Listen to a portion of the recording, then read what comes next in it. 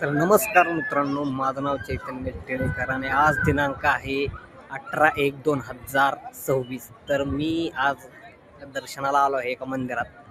तर हे माझ्या पाठीमागं ते मंदिर आहे. तर तुम्हाला हे मंदिर बघून बऱ्याच जणांच्या लक्षात आलं असेल मी कुठं आलोय.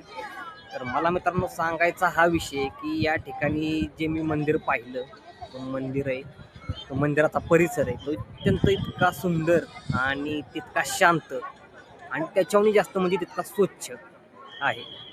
तर हे मंदिर बघून खरंच मला खूप भारी वाटलं. तर मला हे पाहून एक प्रश्न देखील पडला की याच्यापेक्षा देखील आपल्या महाराष्ट्रात आपले बरेच असे देवस्थान आहेत जी त्याला बराच मोठा इतिहास आहे, प्राचीन आहेत आणि खूप त्याचं आध्यात्मिक महत्त्व पण आहे. पण त्या ठिकाणी अशा पद्धतीची कुठलीच गोष्ट का पाहायला मिळत नाही? म्हणजे इथं जे स्वच्छता आहे, इथलं जे मॅनेजमेंट आहे, हे मंदिराचं स्ट्रक्चर वगैरे जर तुम्ही पाहिलं तर तुमच्या लक्षात येईल इतकं छान आणि इतकं सुंदर आहे की आपण विचार करणार नाही एवढं.